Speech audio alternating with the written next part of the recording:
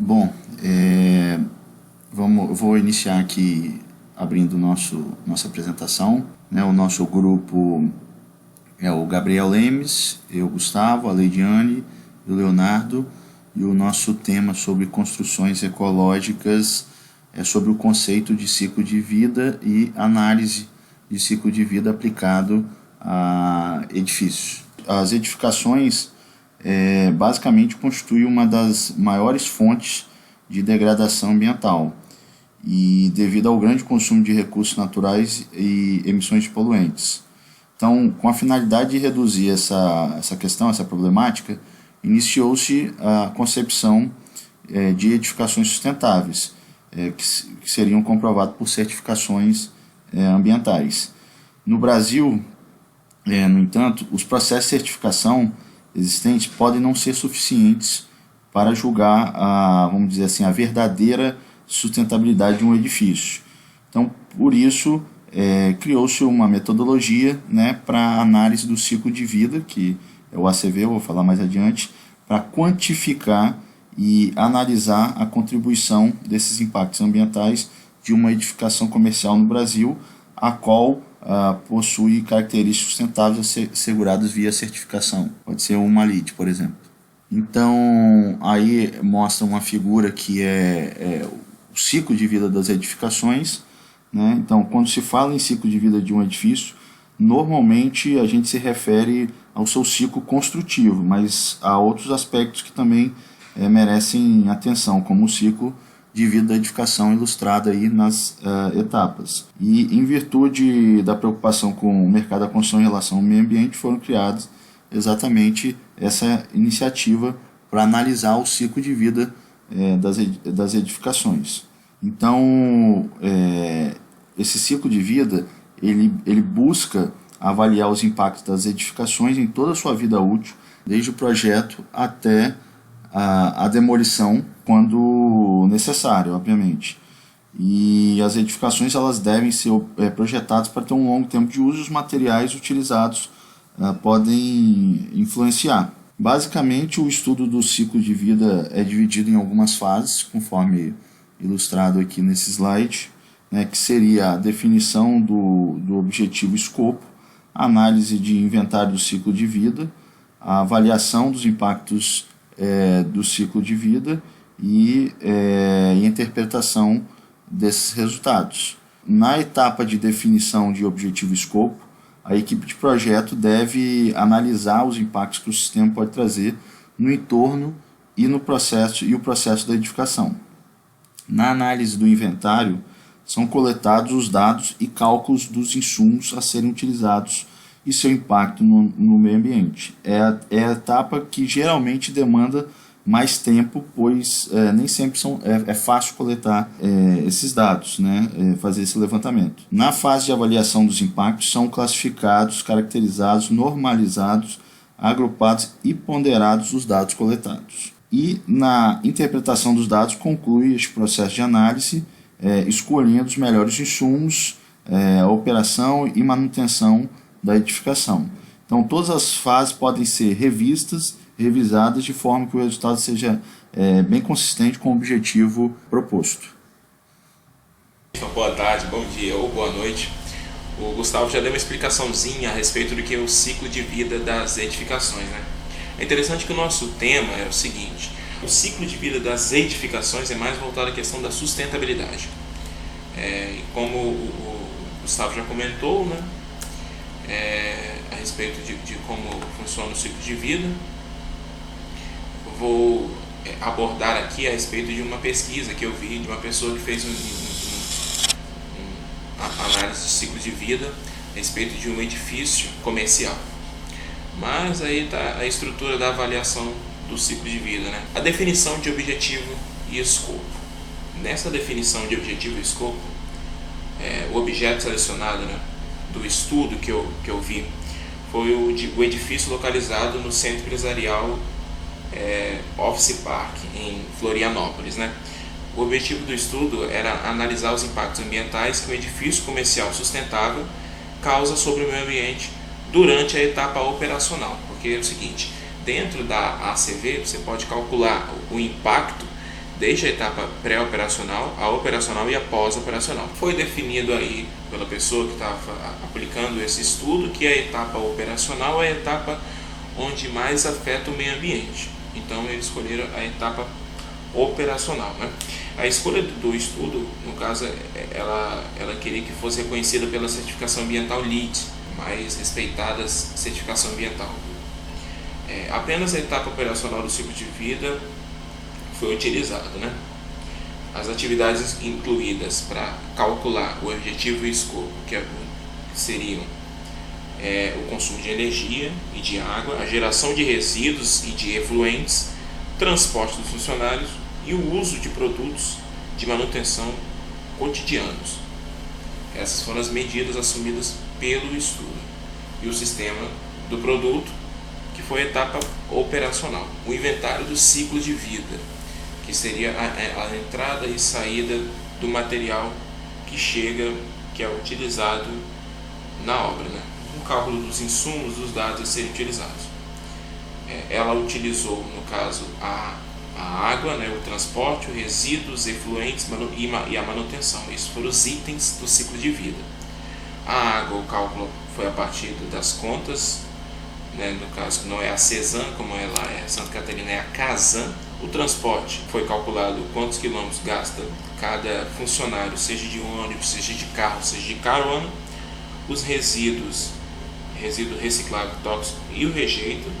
Efluente, a vazão de efluentes que é gerado pelo mês, que a própria empresa ela monitora, existe uma estação de tratamento de efluente no local. E a manutenção, aí está o fluxograma da fase do uso do edifício, que no caso aí foi o que o estudo propôs, né? Como eu estava explicando, a energia foi calculada a partir do ar-condicionado, aquecimento de água, iluminação, aparelhos eletrônicos, tudo isso por quilowatts, né, a partir da conta de energia. A água potável e água da chuva, transporte, né, e a manutenção seria tinta, argamassa, cartucho, pilhas, lâmpadas, sabonetes. Tudo isso tem uma unidade, né, e o sistema utilizado, na verdade, eu não citei, foi um software chamado CIMAPRO. A partir dali que eles colocaram esses insumos. A avaliação de impacto, a ferramenta que eles escolheram foi o CIMAPRO, né? E a certificação LEED requer que ao menos 3 categorias fossem listadas, que elas serão listadas a seguir. A partir disso, se obtém a interpretação dos dados, que foi o seguinte, que a partir do estudo que foi realizado nesse edifício, notou-se que, como por exemplo, o aquecimento global, a energia ela é a maior responsável do aquecimento global neste estudo, a depleção da camada de ozônio. Quem mais polui, no caso, é o transporte, lógico, porque o transporte usa gasolina e emite CO2, é por isso. E a acidificação, ele também dividido entre, na verdade, só a maior parte para a energia, né? E a eutrofização. É interessante citar aqui que a contribuição de impacto de cada atividade operacional. Por exemplo, a energia foi muito utilizada ali, naquele caso, mesmo que o edifício tenha selo prata do LEED.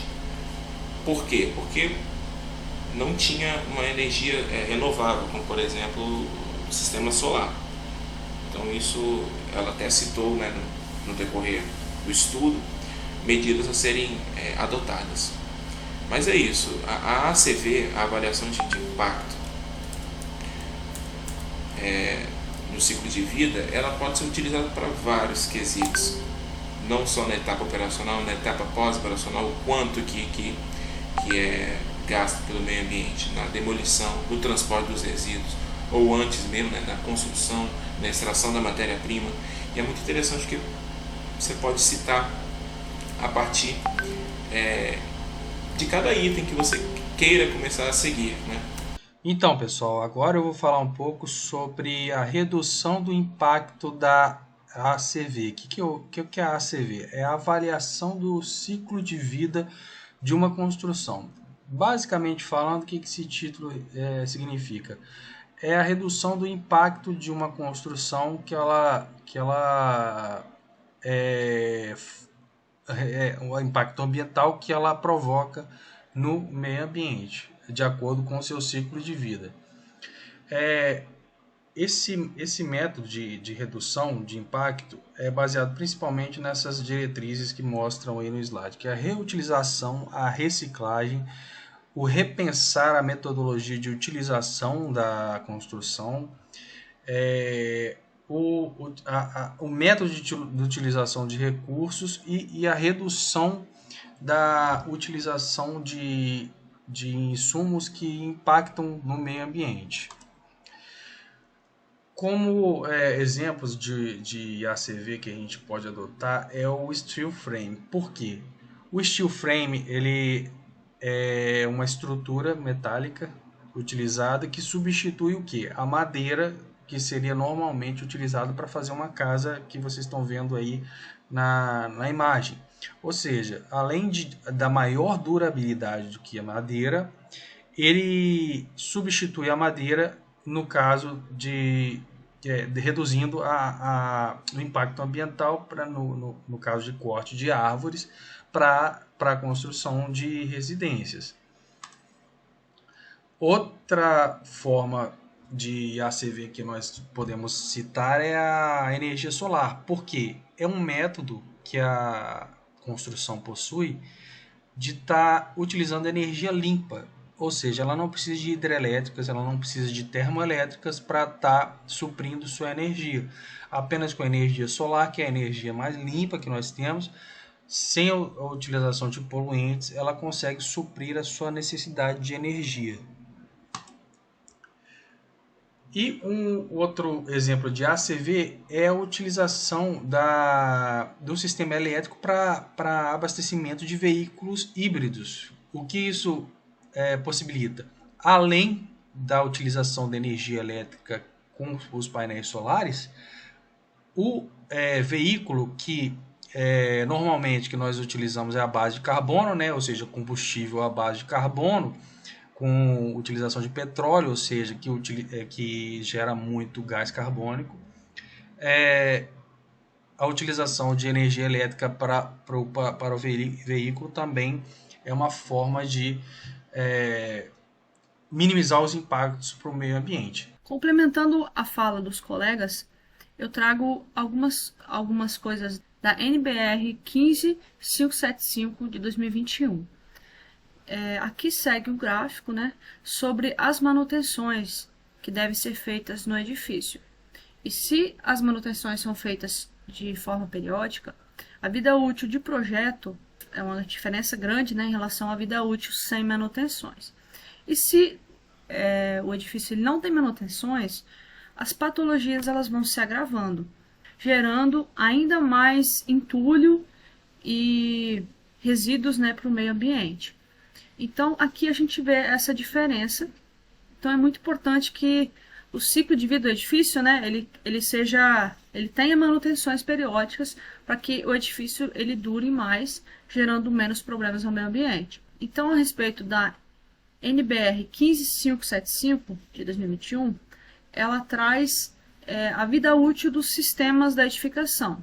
E aí eu vou trazer alguns exemplos para vocês verem sobre essa vida útil de projeto. Aqui temos alguns dados, né, sobre a estrutura principal, a vida útil mínima, intermediária e superior. Vamos também cobertura, revestimento. Então tem de todos os sistemas, como eu falei agora há pouco. Por exemplo, vamos abordar a cobertura. Se o sistema de telhamento, por exemplo, né, que é 30 anos, ele não tem manutenções, a vida útil ela cai drasticamente, né, como a gente viu no gráfico anterior, e ela acaba tendo mais patologias, né, gerando outros problemas para o edifício.